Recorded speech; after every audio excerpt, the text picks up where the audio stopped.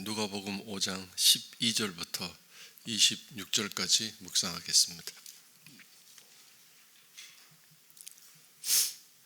예수께서 한 동네에 계실 때에 온몸에 나병 들린 사람이 있어 예수를 보고 엎드려 구하여 이르되 주여 원하시면 나를 깨끗하게 하실 수 있나이다 하니 예수께서 손을 내밀어 그에게 대시며 이르시되 내가 원하노니 깨끗함을 받으라 하신대 나병이 곧 떠나니라. 예수께서 그를 경고하시되 아무에게도 이르지 말고 가서 제사장에게 내 몸을 보이고 또 내가 깨끗하게 됨으로 인하여 모세가 명한 대로 예물을 드려 그들에게 입증하라 하셨더니 이세 소문이 더욱 퍼짐에 수많은 무리가 말씀도 듣고 자기 병도 고침을 받고자 하여 모여오되 예수는 물러가사 한적한 곳에서 기도하시니라. 하루는 가르치실 때 갈릴리의 각 마을과 유대와 예루살렘에서 온 바리새인과 율법 교사들이 앉았는데 병을 고치는 주의 능력이 예수와 함께 하더라. 한 중풍병자를 사람들이 침상에 메고 와서 예수 앞에 들여놓고자 하였으나 우리 때문에 메고 들어갈 길을 얻지 못한지라. 지붕에 올라가 기와를 벗고 평상을 침상채 무리 가운데로 예수 앞에 달아내리니 예수께서 그들의 믿음을 보시고 이르시되 이 사람아 내 죄 사함을 받았느니라 하시니 서기관과 바리새인들이 생각하여 이르되 이 신성 모독하는 자가 누구냐 오직 하나님 외에 누가 능히 죄를 사하겠느냐. 예수께서 그 생각을 아시고 대답하여 이르시되 너희 마음에 무슨 생각을 하느냐 내 죄사함을 받았느니라 하는 말과 일어나 걸어가라 하는 말이 어느 것이 쉽겠느냐.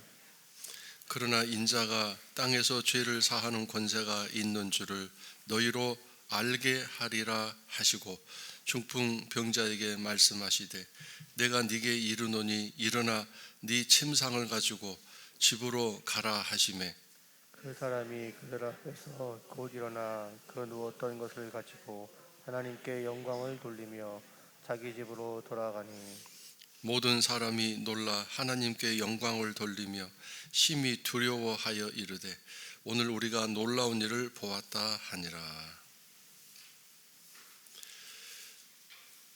오늘 예수님이 또 하신 치유의 기적들이 나타나 있습니다. 먼저 문둥병자를 고쳐주셨습니다. 온몸에 문둥병이 들었습니다. 나병이 들었습니다. 예수님의 능력이 이를 고치기 전에 이 나병 환자의 믿음이 예수님의 치유의 능력을 가져갈 수 있었음을 기억해야 되겠습니다. 먼저 엎드려 구하였다라는 것, 이것이 얼마나 엄청난 믿음가를 생각해 보십시오. 나병은 오늘날의 감기 기침이 아니라 암과 같을 정도의 불치의 병 아니었겠습니까? 그런데 이런 불치의 병에 대해서 예수님께 고침받고자 나와왔다는 것은 엄청난 믿음이죠. 포기하지 않은 거죠. 자기 병에 대해서 예수님이 내 병을 고쳐줄 수 있다라는 믿음을 가진 것입니다. 우리가 과연 이런 상황이 됐을 때 나는 주님을 통해서 내 문제 해결될 수 있다, 이런 절대적인 믿음을 가지고 주님 앞에 엎드려 기도할 수 있을 것인가, 한번 내 믿음을 한번 잘 생각해 보시기 바랍니다. 두 번째로,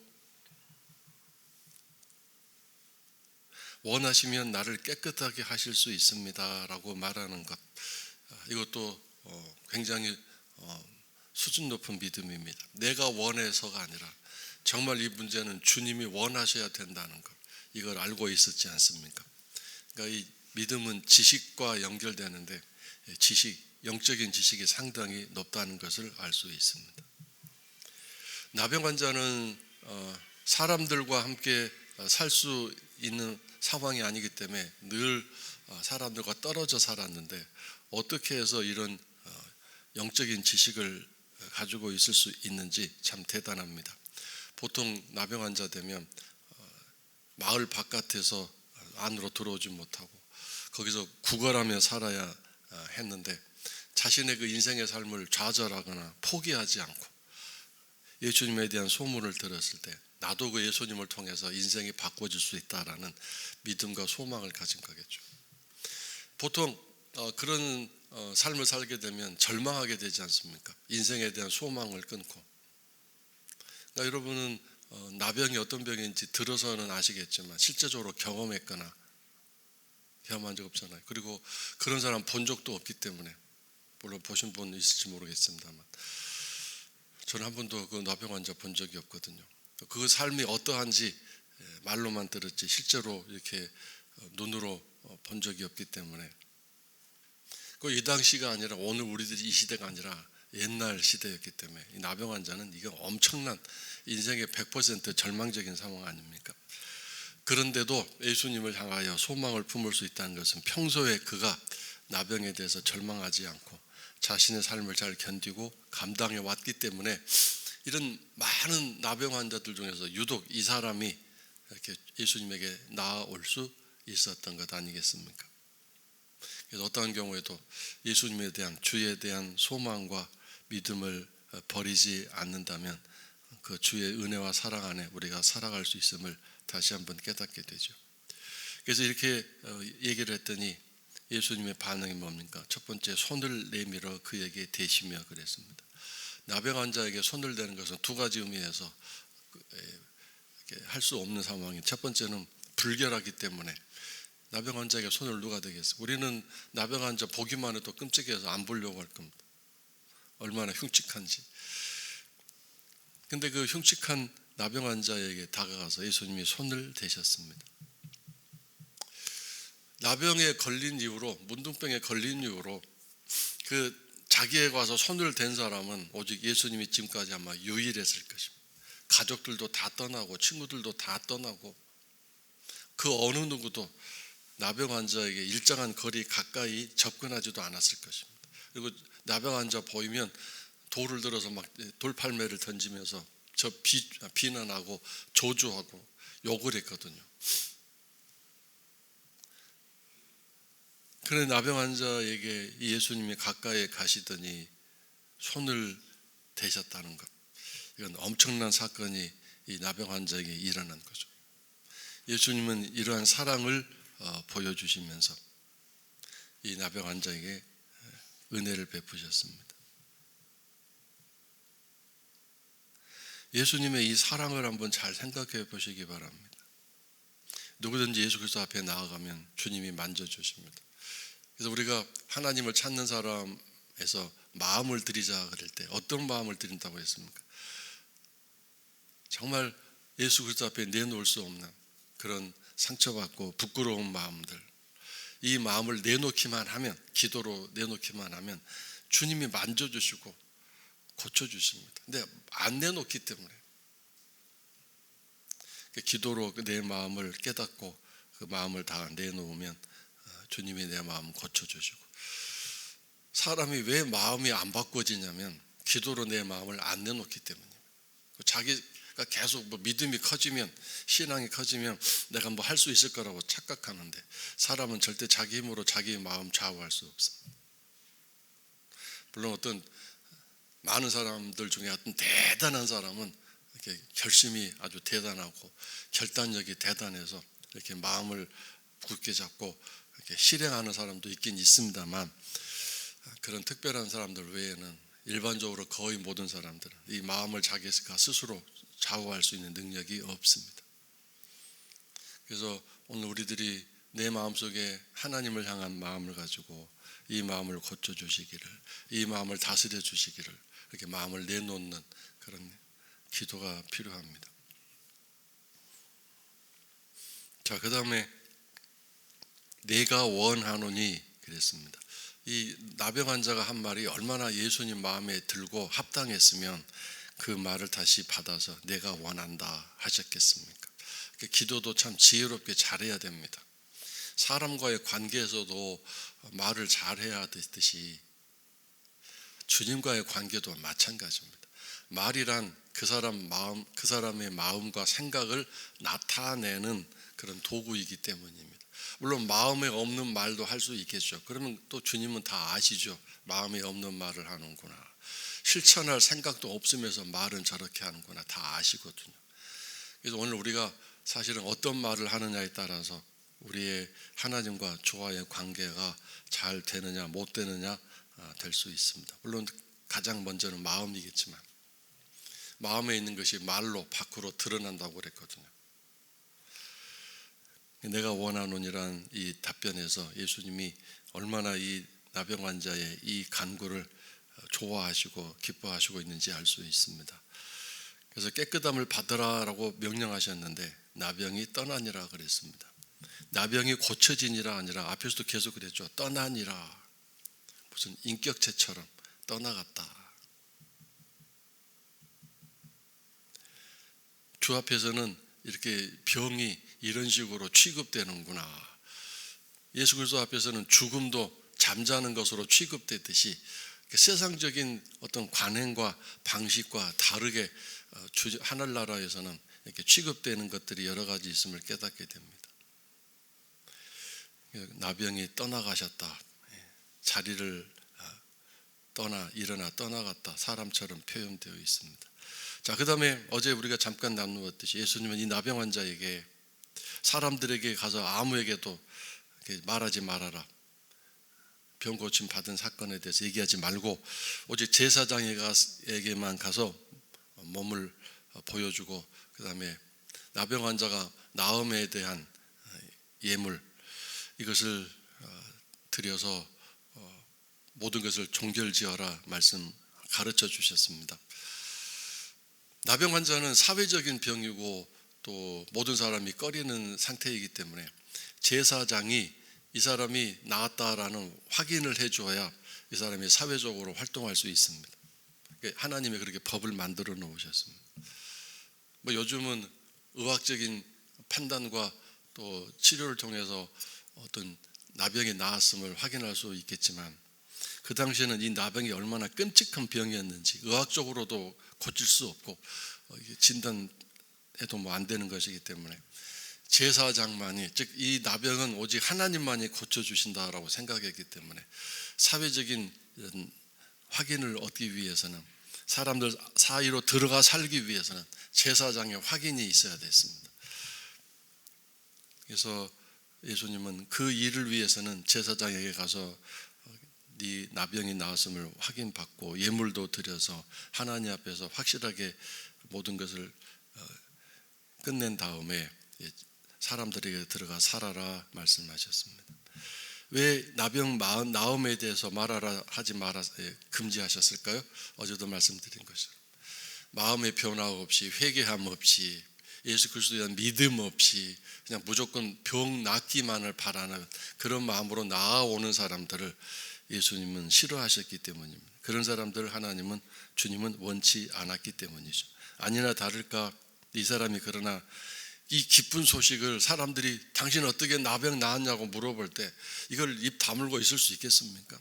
그래서 조금씩 얘기하다가 소문이 퍼지게 되고 그래서 15절에 사람들이 막 몰려들기 시작했습니다. 뭐 때문에요? 자기 병도 고침받고자. 전혀 마음의 준비, 믿음의 준비가 없는 상태였죠. 그래서 예수님은 어떻게 하셨다고 그랬어요? 예수는 물러가사 한적한 곳에서 기도하시니라. 이 물러가사라는 말이 철수하다, 후퇴하다, 더 적극적으로 표현하면 도망가다 그런 뜻입니다. 병자가 얼마나 불쌍하고 병든 사람이 얼마나 가련합니까? 그런데 예수님은 절대로 그렇게 하지 않으셨어요.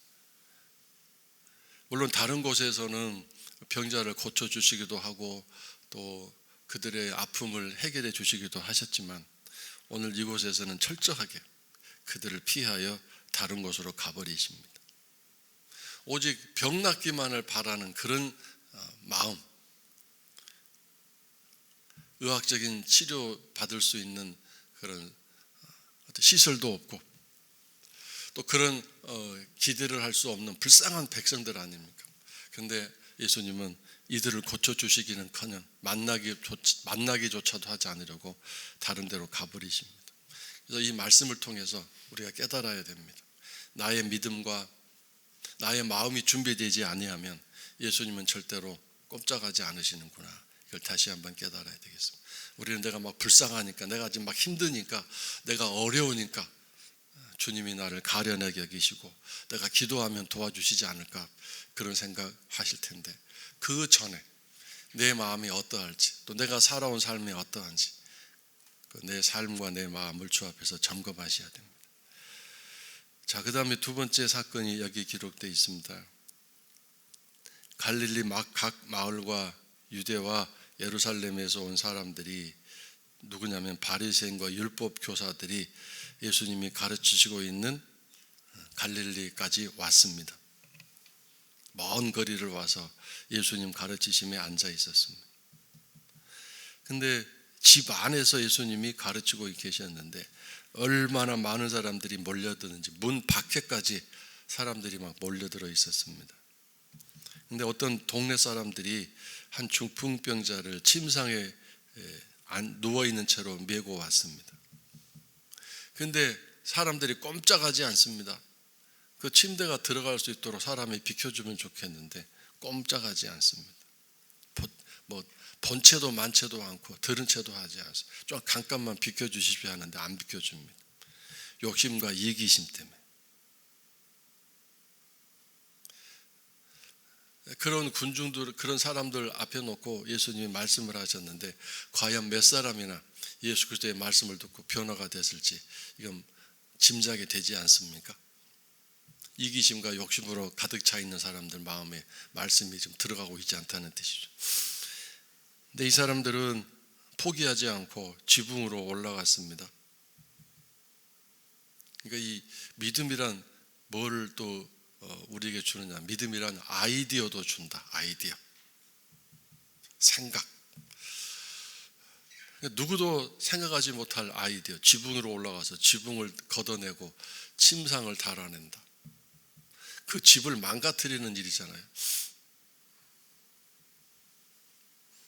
지붕이 이렇게 우리나라 지붕, 세멘트 지붕처럼 막 석가래 얹고 대들보 얹고 그런 집이 아니라 아주 좀 약한 지붕들이 많은데 여기에 기와를 벗기고라고 되어 있습니다. 여기에 기와는 우리가 생각하는 그런 기와가 아니고 진흙을 뭉쳐서 나무나 또 나뭇가지나 집으로 여기 지붕을 이렇게 1차적으로 한 다음에 그 위에 이 진흙이나 또는 그 보통 흙을 뭉쳐가지고 그 위에 얹어놓은 건데 그걸 기와라고 표현했습니다. 이걸 긁어내고 또 나무와 집을 다 이렇게 또 침대가 들어갈 만큼 넓혀야 됐으니 지붕이 많이 손상되는 상황이겠죠. 그러니까 이런 모든 것을 주인에게 다 보상할 각오를 하고 지붕으로 올라가서 침상째 예수 그리스도 앞에 달아내렸습니다. 그러니까 집 안에 있는 사람들은 난리가 났겠죠. 지붕이 막 뚫어지고 침상에 내려왔으니까. 예수님도 그 장면을 이미 알고 계셨고 보고 계셨을 것입니다. 근데 예수님은 이 중풍병자를 고쳐주셨는데 먼저 그들의 믿음을 보시고라고 하셨습니다. 그들은 누구인가요? 이 침상을 메고 온 사람들이 동네 사람들이죠. 중풍병자의 믿음이 아니라.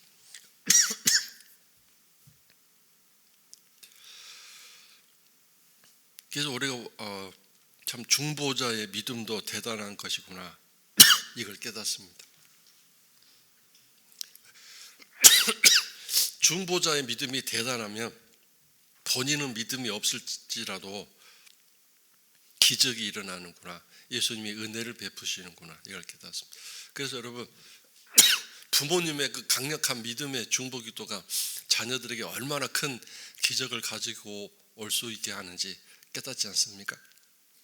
우리가 또 아픈 성도들 위해서 정말 내 문제처럼 기도할 때 기적이 일어날 수 있다는 걸 깨닫게 되죠. 이 동네 사람들이 이 중풍병자를 얼마나 사랑했는지도 알 수 있고 또 너무도 사랑했기 때문에 집 안에 들어가지 못하는데 포기하지 아니하고, 보통 같았으면 어느 정도 수준까지의 사랑이고 관심이었으면 집 앞까지 왔다가 아예 안 되겠네, 할 수 없네, 어떻게 하지? 라고 포기하고 갔을 텐데, 안 된다, 이 사람은 끝까지 저 주님으로부터 치유함 받아야 된다, 주님 만나야 된다, 만나게 해줘야 된다. 이 포기하지 않는 믿음은 뭐에 근거한 거죠? 사랑이죠. 이 사람을 끝까지 고쳐야 되겠다는 이 포기하지 않는 사랑을 가진 믿음. 여러분은 여러분 자녀나 가족에 대해서 그런 포기하지 않는 사랑의 믿음을 가지고 있지 않습니까? 그래서 부모의 눈물 어린 기도는 자녀의 앞길도 하나님의 은혜 안에 인도함 받게 하는 거죠.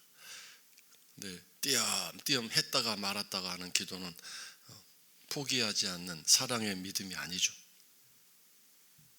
그래서 나를 간절히 찾는 자가 나를 만나게 될 것이라고 하시는데, 이 간절이라는 단어가 아주 중요한 거죠. 간절히. 거기에 포기하지 않는, 끝까지 중단하지 않는 그런 간절한 기도, 계속하는 기도. 적당히 뭐 하는 듯 마는 듯, 잊었다가 또 생각나면 하고, 이런 기도가 아니죠.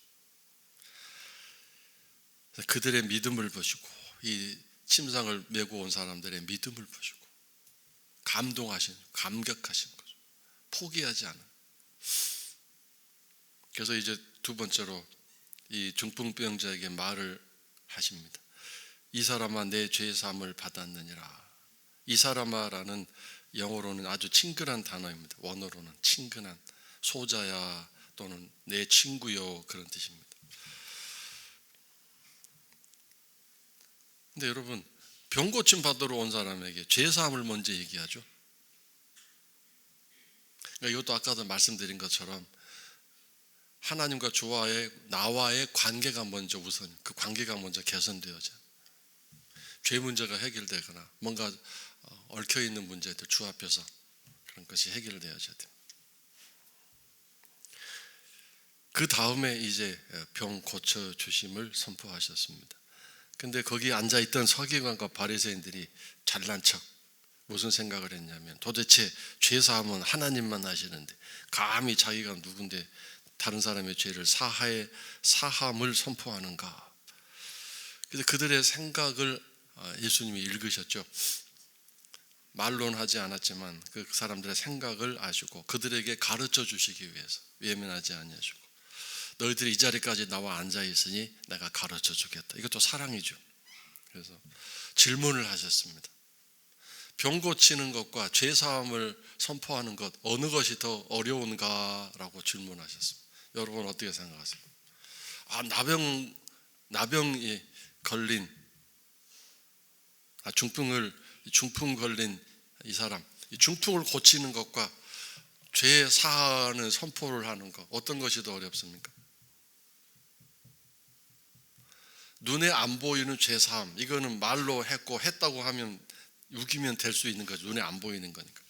근데 중풍 걸린 사람을 고치는 것은 눈앞에서 그것이 드러나야 되기 때문에 사실 그것이 더 어렵다고 생각할 수 있죠.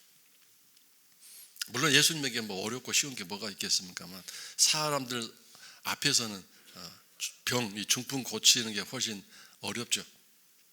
눈에 안 보이는 너 죄사함 받았다 선포하는 게 더 쉬울 수 있겠죠. 근데 예수님은 죄사함을 받는 것이 더 어렵다는 측면에서 말씀하셨고, 이것이 반드시 필요하다는 측면에서 말씀하셨고, 내가 죄사함을 하는 권세가 있는 줄 너에게 알도록 하기 위해서라고 말씀하셨습니다. 그리고 어떤 문제든 죄사함을 받는 것이 우선이다. 깨끗이 씻는 것이 우선이다. 영적인 문제 해결하는 것이 우선이다. 이렇게 말씀하셨죠. 그 다음에 이제 그래서 이 쉬워 보이는 일을 하고 그 다음 안 하신 게 아니라, 이제 내가 너희들이 생각하는 어려워 보이는 이 중풍도 내가 해결하겠다. 그리고 내 침상을 가지고 집으로 돌아가라, 그렇게 말씀하셨습니다. 이건 예수님이 왜 침상을 네가 가지고 집으로 돌아가라고 이렇게 말씀하셨을까?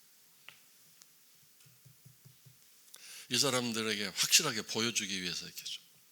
이 못된 이 바리새인과 서기관들, 이 교만한 인간들. 여러분, 이 중풍병자가 뭐 하루 이틀 있었던 게 아니고 오랫동안 침상에 누워 있었겠죠. 그럼 밥도 제대로 못 먹고, 아니면 밥을 제대로 많이 먹어서 몸이 비대해져 있든지. 그게 뭐가 문제죠? 신체적인 능력이 떨어져 있지 않겠습니까? 그렇게 오랫동안 침상에 누워 있던 사람이 일어나서 그 무거운 침상을 자기가 이게 메고 나간다는 게 이게 보통 일입니까? 그래서 순식간에 모든 신체적인 능력이 100% 고쳐졌다는 확실한 증거죠. 이걸 예수님이 이 바리새인들 앞에서 증명해 보이신 것입니다. 내가 완벽하게 고쳤다. 이 사람은 고침을 받았다.